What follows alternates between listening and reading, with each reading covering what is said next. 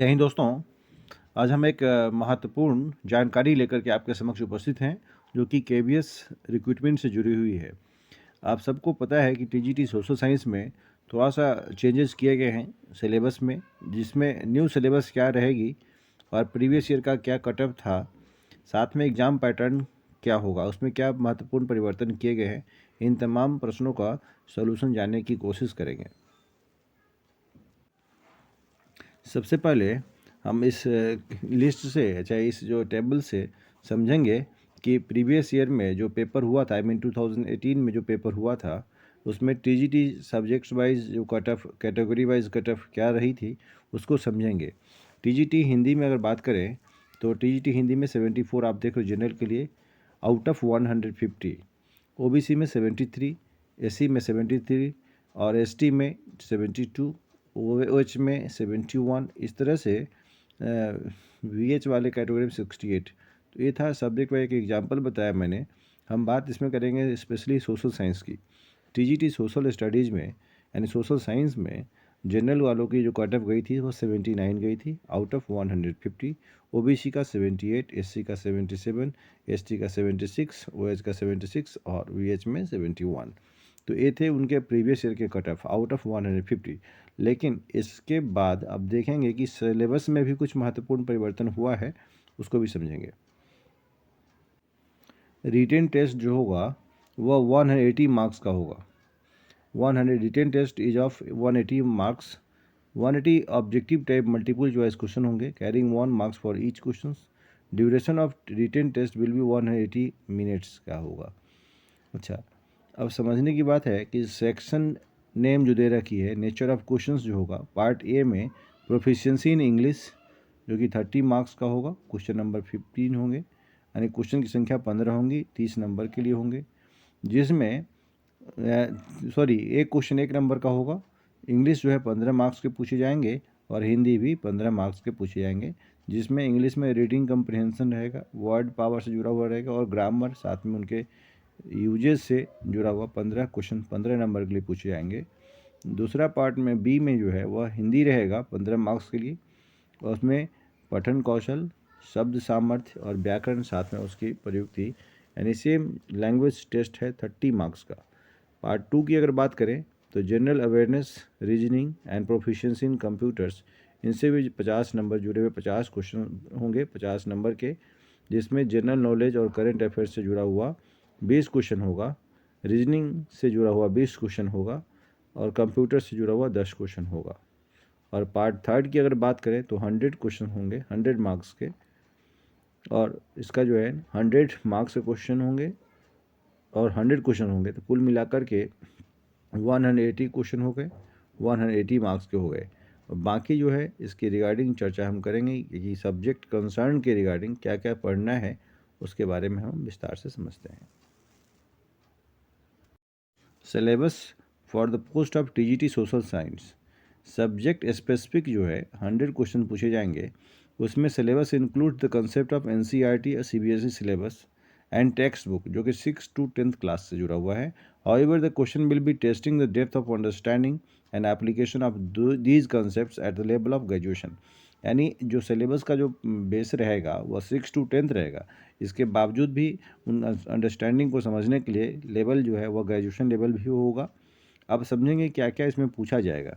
अब समझने की ज़रूरत है, इसमें इवेंट्स से जुड़ा हुआ क्वेश्चन है, तो इवेंट से जुड़ा हुआ क्वेश्चन में आएगा क्या, फ्रेंच इवेंट्स एंड प्रोसेसेस। उसमें सबसे पहला है फ्रेंच रिवॉल्यूशन, जो क्लास 9th में पढ़ना है और 10th में भी पढ़ना है। फ्रेंच जो रिवॉल्यूशन हुई थी उसमें कुछ इंपॉर्टेंट फैक्ट है जो कि समझनी है आपको।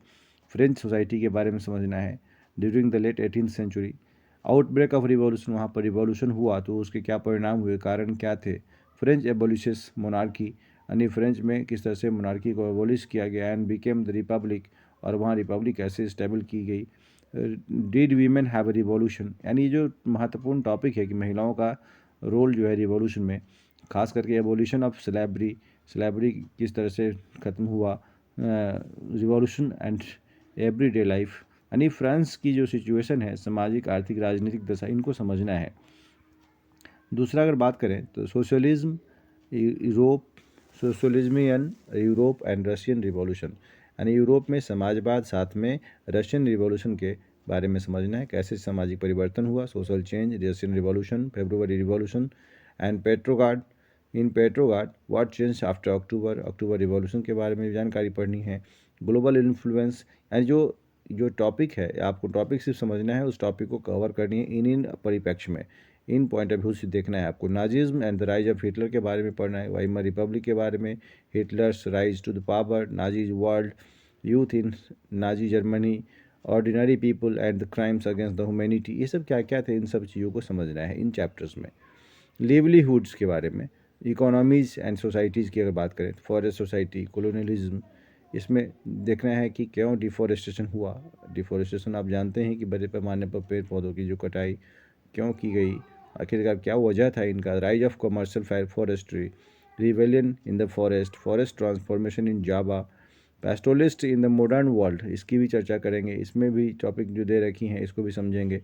तो इस तरह से हिस्ट्री से जुड़ा हुआ ये टॉपिक रहा। अब कंटेम्प्रेरी इंडिया जो ये 9th में है, इसकी location, size, India and the world, India's neighbours के बारे में भी जानकारी चाहिए आपको।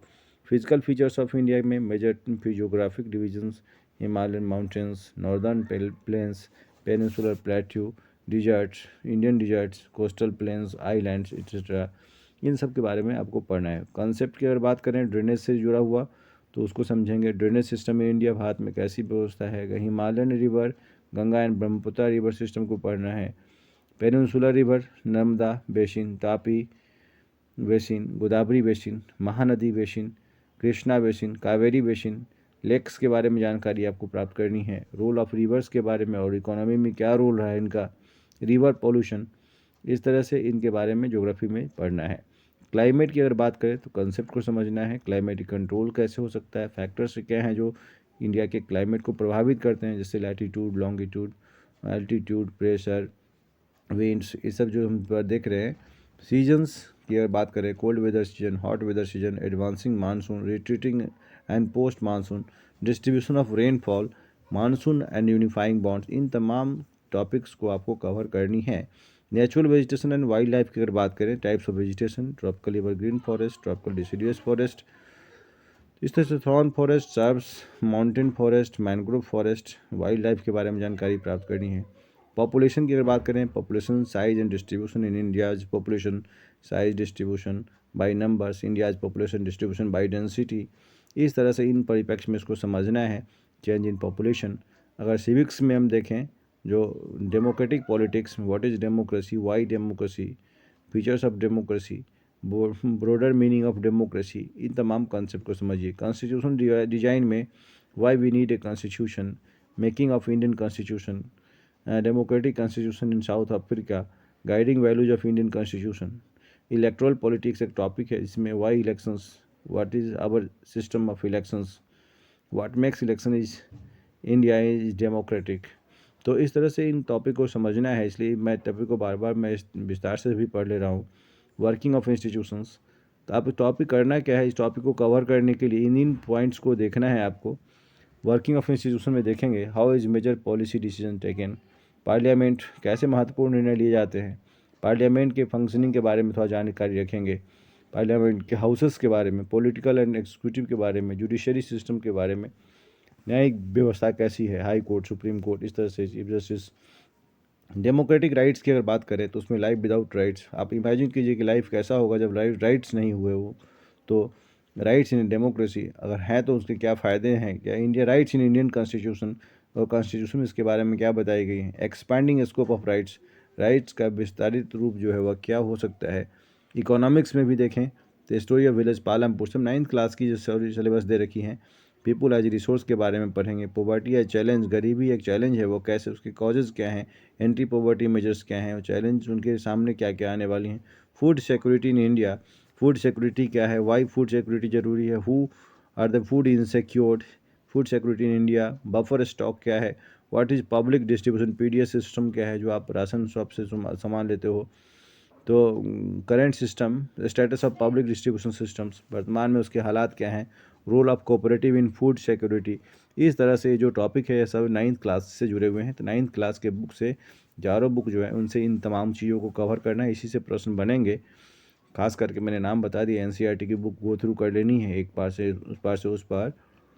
दूसरा 10th क्लास से जुड़ा हुआ पार्ट जो है वो इवेंट्स एंड प्रोसेस में, rise of nationalism in Europe, Europe में राष्ट्रवाद, भारत में राष्ट्रवाद, इन तमाम टॉपिक को कवर करना है। जर्मनी इटली में एकीकरण से जुड़ा हुआ, visualising the nation, nationalism and imperialism के बारे में, फ्रेंच रिवॉल्यूशन जो उसका टॉपिक पीछे आपने पढ़ा था, और age of revolutions during 1830 to 1848, making of Germany and Italy के बारे में पढ़ना है। नेशनलिज्म इन इंडिया में first world war, Khilafat and non cooperation movement के बारे में पढ़ना है। Differing strands with the movement, within the movement, किस तरह से अलग अलग मूवमेंट में चेंजेस आए, towards civil disobedience movement and sense of collective belongingness, इसके बारे में। मेकिंग ऑफ ग्लोबल वर्ल्ड में पढ़ना है मुझे, pre modern world, 19th century के बारे में, inter war economy, rebuilding a world economy, the post war era का कंसेप्ट समझना है। एज ऑफ इंडस्ट्रियलाइजेशन, औद्योगिकरण का समय क्या था, उससे पहले कैसी स्थिति थी और बाद में क्या स्थिति बनी, फैक्ट्रियों की स्थिति क्या थी, इससे मार्केट फॉर गुड्स की स्थिति क्या थी, इन तमाम चीज़ों को कवर करना है।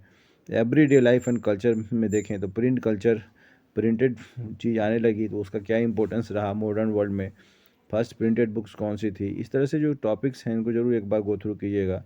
सेंसरशिप के बारे में पढ़ेंगे।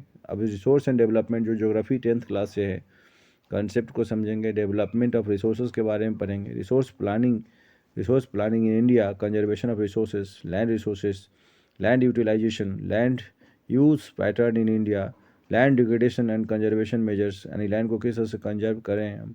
सॉइल एज रिसोर्स, उनमें क्लासिफिकेशन उनका, सॉइल इरोजन क्या होता है, सॉइल कन्वर्जन क्या है, इन टॉपिक्स को कवर करना है आपको जस्ट।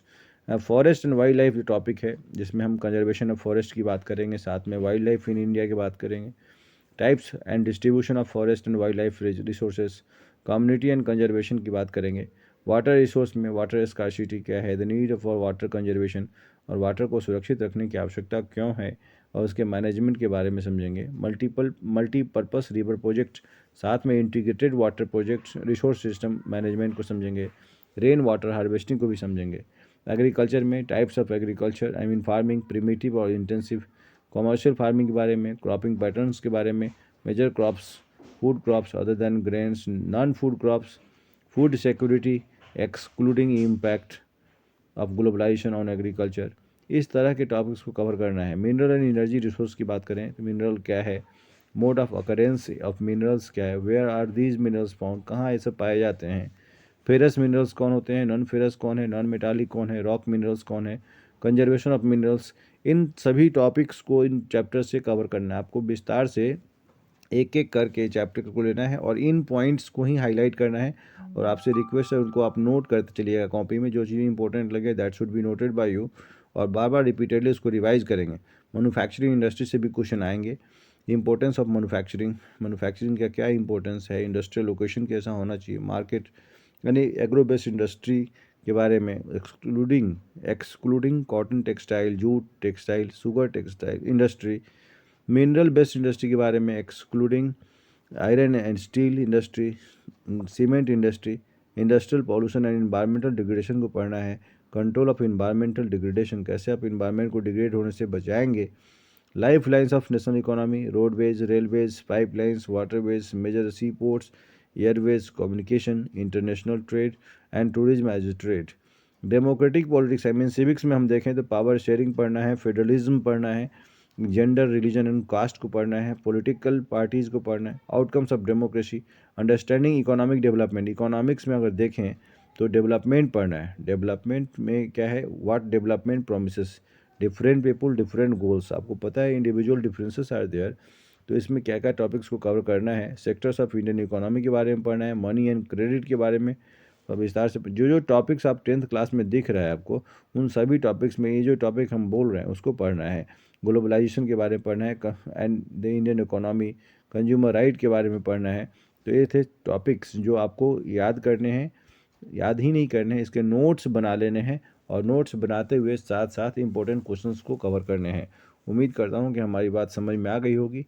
जिन बच्चों ने चाहे जिन कैंडिडेट्स ने इस तरह से चैप्टर वाइज तैयारी कर ली, वे अपना स्थान सुनिश्चित कर पाएंगे। उम्मीद करता हूँ हमारी बात को अमल करेंगे, और आपके भविष्य के लिए शुभ संदेश।